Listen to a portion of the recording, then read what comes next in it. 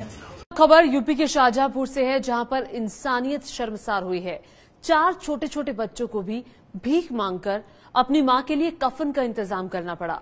बच्चों ने भीख मांगकर अपनी मां का अंतिम संस्कार किया, लेकिन इस पूरे मामले की जानकारी होने के बावजूद शाहजहांपुर प्रशासन सोता रहा। ये वो 4 छोटे बच्चे हैं जिनके पास अपनी मां के कफन के लिए पैसे नहीं थे। इन्होंने भीख मांगकर अपनी मां के लिए कफन का जुगाड़ किया। बच्चों और गांव वालों ने कई बार प्रशासन से मदद मांगी, लेकिन किसी अधिकारी ने उनकी मदद नहीं की। थक हाकर इन छोटे मासूम बच्चों को भीख मांगनी पड़ी और उसके बाद जाकर उन्होंने अपनी मां का अंतिम संस्कार किया। रोते बिलखते ये बच्चे, इन्होंने अपनी मां को खो दिया था। घर में पैसे नहीं। बच्चों और गांव वालों ने प्रशासन से कहा मदद करने के लिए, लेकिन प्रशासन आंखें मूंदे बैठा रहा। किसी ने कोई मदद नहीं की। ये है ABP न्यूज आपको। प्रधानमंत्री नरेंद्र मोदी और इजराइल के प्रधानमंत्री बेंजामिन नेतन्याहू ने कहा, भारत और इजराइल दोनों मिलकर आर्थिक संबंधों को मजबूत करेंगे। इजराइल पहुंचे पीएम मोदी का हुआ शानदार स्वागत। प्रधानमंत्री मोदी ने कहा कि इजराइल की मेहमान नवाजी देखकर लगा मैं अपने घर भारत में ही हूं। प्रधानमंत्री नरेंद्र मोदी ने पीएम बेंजामिन नेतन्याहू के साथ डेंजिगर फ्लावर फार्म यानी कि फूलों के बाग का दौरा किया। इजराइल के पीएम बेंजामिन नेतन्याहू ने फूलों के एक नई किस्म का नाम भारत के प्रधानमंत्री मोदी के नाम पर रखा। 3 दिनों की यात्रा पर इजराइल पहुंचे पीएम मोदी के दौरे का आज है दूसरा दिन। दोनों देशों के बीच कई समझौतों पर होगी बात। अंतरिक्ष और साइबर सिक्योरिटी को लेकर दोनों देश 4 समझौते करेंगे। आज पीएम मोदी बेबी मोशे से मिलेंगे, जो 26/11 के मुंबई आतंकी हमले में बाल बाल बच गए थे। आतंकवादियों के मोशे के माता पिता की हत्या करने के बाद मोशे की आया ने भागकर बेबी मोशे की जान बचाई थी। अंतर्राष्ट्रीय आतंकी सैयद सलाउद्दीन के कश्मीर में आतंकवाद फैलाने के कबूलनामे के बाद भारत ने शिकंजा कसना शुरू किया। संयुक्त राष्ट्र की सुरक्षा परिषद की प्रतिबंधित लिस्ट में नाम शामिल करने के लिए भारत ने तेज की कोशिश। राजस्व सचिव हंसमुख कढ़िया का बयान, एमआरपी में ही शामिल है जीएसटी समेत सारे टैक्स। जीएसटी के नाम पर एमआरपी से ज्यादा दाम वसूलने वालों के झांसे में न आए लोग। मध्य प्रदेश के वित्त मंत्री जयंत मलैया का बयान, 1 साल के अंदर देश में पेट्रोलियम पदार्थ और शराब भी जीएसटी के दायरे में होंगे। फिलहाल शराब और पेट्रोल जीएसटी के दायरे से बाहर है। जीएसटी लागू होने के बाद ब्यूटी पार्लर में सजना संवरना महंगा हो, राही चकमा देकर हुआ फरार।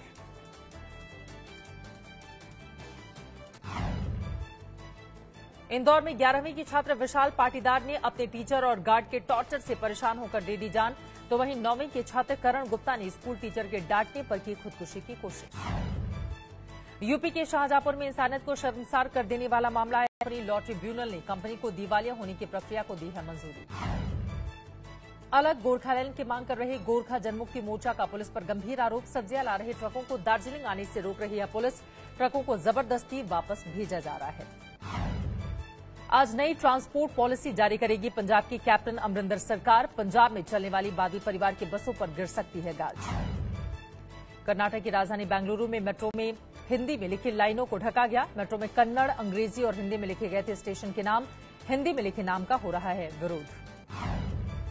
असम के डिब्रूगढ़, सोनितपुर और करीमगंज सहित 7 जिलों में बाढ़ जैसे हालात पैदा हुए। प्रशासन रखे हुए है अपनी नजर। 66 रिलीफ कैंपों के जरिए दी जा रही है राहत। अयोध्या में तेजी से बढ़ रहा है सरयू नदी का जलस्तर। सरयू के घाट पर रह रहे साधु संत घाट छोड़कर सुरक्षित स्थान पर गए। हिमाचल प्रदेश के मंडी में सड़क से नीचे गिरी बस हादसे में 3 लोगों की मौत। लॉ कमीशन ने सरकार से शादियों का रजिस्ट्रेशन अनिवार्य करने की सिफारिश की। केंद्रीय कानून मंत्रालय को सौंपे रिपोर्ट में लॉ कमीशन ने कहा है कि सभी धर्मों और समुदाय के लिए लागू हो कानून। कार्बन मोबाइल ने लॉन्च किया K9 cover 4G smartphone. K9 smartphone Bhim app को मोबाइल में डिवाइस के तौर पर ला रहा है। मुंबई में श्रीदेवी की फिल्म मॉम की स्पेशल स्क्रीनिंग 7 जुलाई को सिनेमाघरों में रिलीज होगी। मॉम श्रीदेवी के साथ फिल्म में नवाजुद्दीन सिद्दीकी और अक्षय खन्ना अहम किरदार में।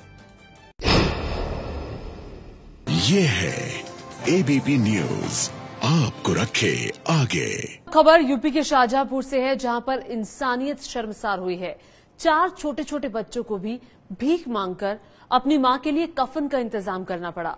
बच्चों ने भीख मांगकर अपनी मां का अंतिम संस्कार किया, लेकिन इस पूरे मामले की जानकारी होने के बावजूद शाहजहांपुर प्रशासन सोता रहा। ये वो 4 छोटे बच्चे हैं जिनके पास अपनी मां के कफन के लिए पैसे नहीं थे। इन्होंने भीख मांगकर अपनी मां के लिए कफन का जुगाड़ किया। बच्चों और गांव वालों ने कई बार प्रशासन से मदद मांगी, लेकिन किसी अधिकारी ने उनकी मदद नहीं की। थक हाकर इन छोटे मासूम बच्चों को भीख मांगनी पड़ी और उसके बाद जाकर उन्होंने अपनी मां का अंतिम संस्कार किया। रोते बिलखते ये बच्चे, इन्होंने अपनी मां को खो दिया था। घर में पैसे नहीं। बच्चों और गांव वालों ने प्रशासन से कहा मदद करने के लिए, लेकिन प्रशासन आंखें मूंदे बैठा रहा। किसी ने कोई मदद नहीं की। ये है एबीपी न्यूज, आपको रखे आगे।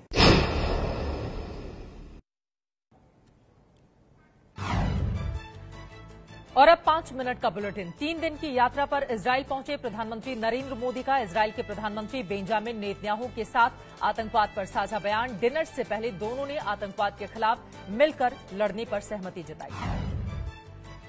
इजराइल के प्रधानमंत्री बेंजामिन नेतन्याहू का बयान Middle East to be the partner country for the annual technology summit, which is being held, if you look again at areas like space and health, I think these two are examples where really foreign collaboration feeds into domestic development aspirations.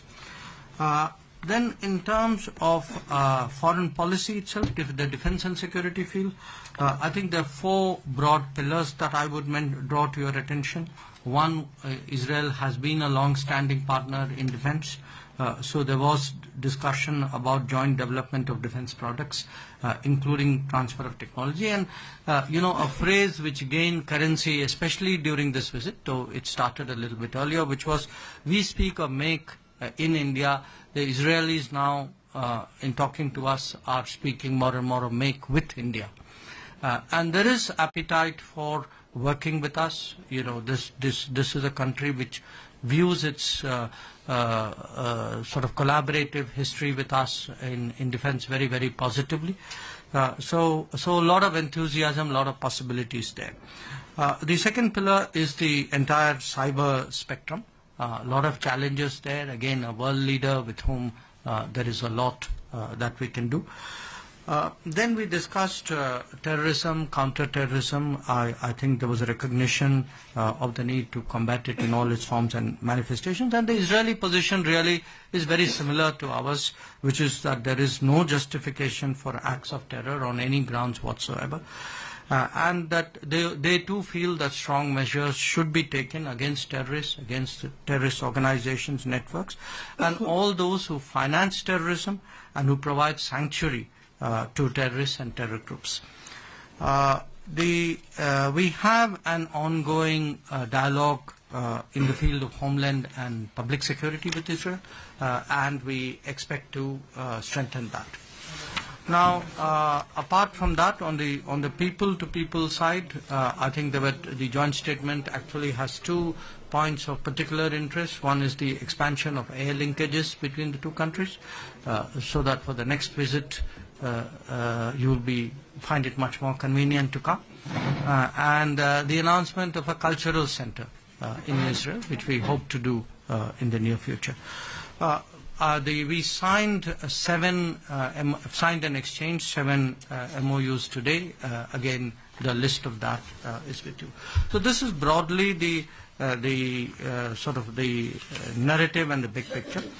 In terms of what sort of the details of discussions, I'll go backwards. I think we had a lunch where many, the Prime Minister Netanyahu was accompanied by a number of ministers. So there was a very broad-based discussion. It started with agriculture. It went on to water and recycling. And actually the point was made by the Israeli side that when it comes to recycled water, I mean, they are way above the previous sort of country in terms of recycling usage, which I think is Spain, if my memory serves me right. There was also some discussion about Israel's capabilities in the dairy sector. This is again an area where they have asserted with some reason that they are the best in the world. Again, at the risk of repetition, lot of our interest when we looked at agriculture, water, dairy was really getting back to that increase in farmers' income by 2022. Prime Minister on his side laid out his vision in some detail, what he saw happen, what he expects to see happening in India, spoke of different programs and flagship programs and campaigns, and sought to interest the Israelis in many of them. So a lot of it was, what are you doing, where are we good, how do you fit in, how does this work, and it was really in many ways a very upbeat conversation, because the general sense in the room was that as two peoples and two cultures, we have mastered that ability to work together. There was also a fair amount of discussion on science and technology, space, innovation. The minister concerned dealing with it was there. On economic cooperation, what was agreed was that we would draw up, we'll put together a kind of a coordinating group which will look at a somewhat longer range collaborative possibility, and drive it, make sure that it doesn't fall into silos in either government. Higher education and R&D came up. I believe I actually thought that there were 550 students, but I heard the Israelis say there were actually almost 1,000 Indian students. We are the largest number of foreign students in this country, and a very large proportion of them are in the postdoctoral side. These, and then there was a certain amount of foreign policy discussion in terms of what we could be doing together in third countries, because today we in India have stepped up our development partnership projects. As some of you know, that accounts for almost 50% of our budget today. We've pushed very hard both in our neighborhood and in Africa, and I think our development experience was of interest to the Israelis, who have their own experience and their own skills to bring to bear in that regard. The lunch meeting was preceded by a smaller group meeting where most of that was on defense, security, and strategic assessment and regional assessment issues. The day actually began with Prime Minister calling on President Rivlin. I think some of you may have picked up there were a lot of the initial remarks were actually on camera, and the meeting only got warmer after the cameras left. That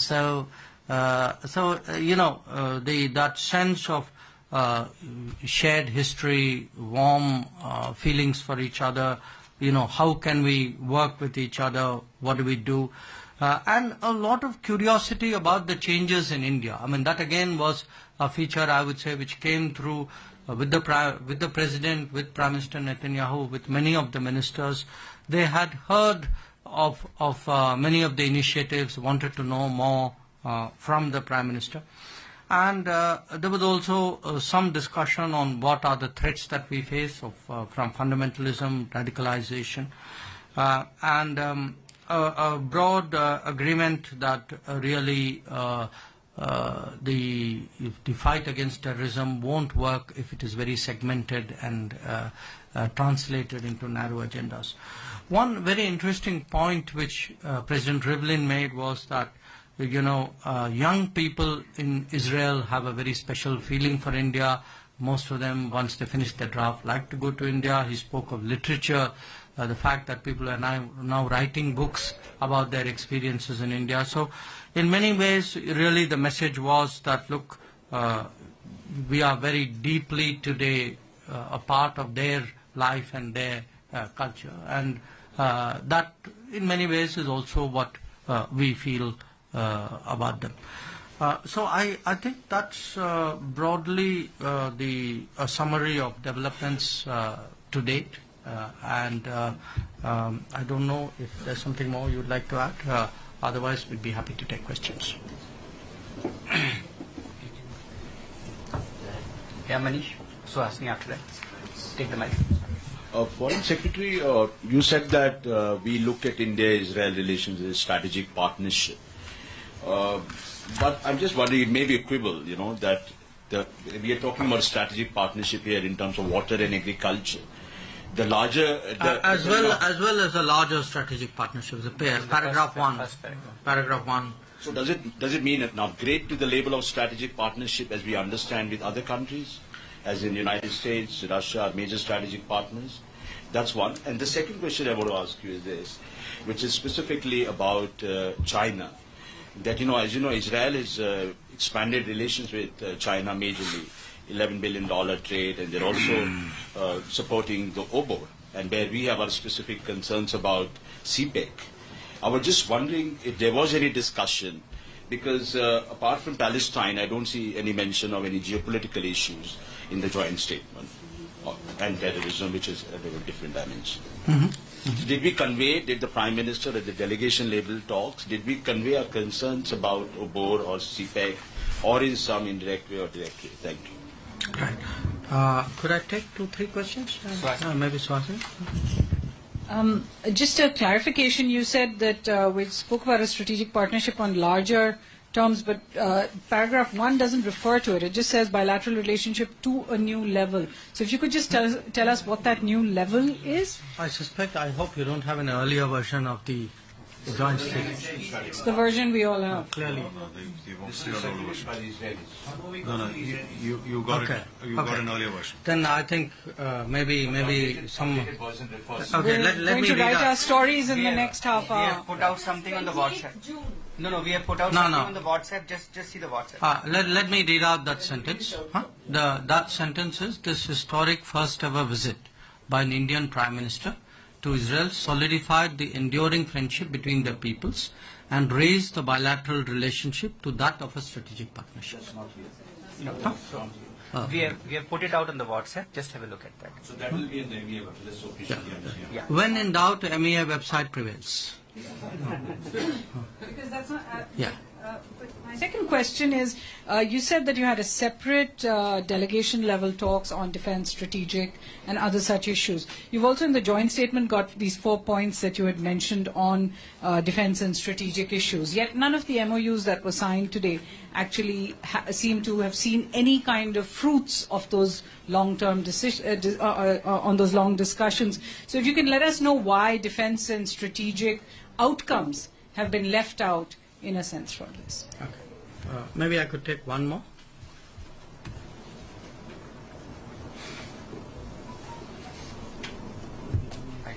Okay. All right. Thank you.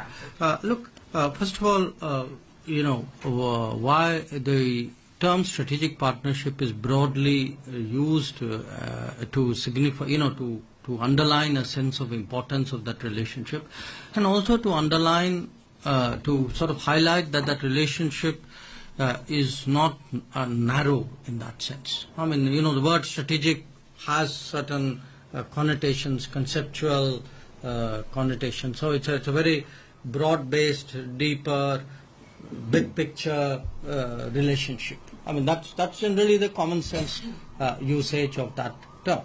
And certainly in the case of Israel today, I mean, if you look at the range of the cooperation, the seriousness of the cooperation, how much that cooperation means to each country, I would fairly confidently assert that, by any benchmark we would actually meet that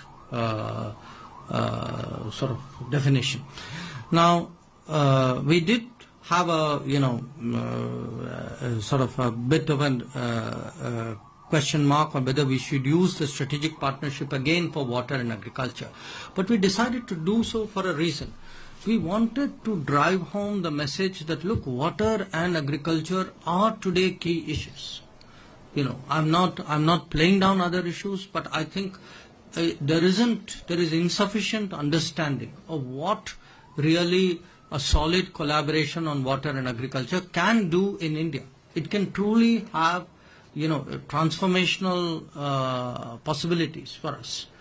And if you look at it, it is a it is a sector where some groundwork has already been done because there already exist some centers of excellence, and it's a sector where Israelis obviously have a record which is there for all of us to see. So when you see the farmers' challenges in India, how central that is to our national agenda, the fact that the government has an ambitious goal of 2022 doubling of incomes, then we wanted to sort of bring this center stage. So that's why the somewhat repetitive term of the use. But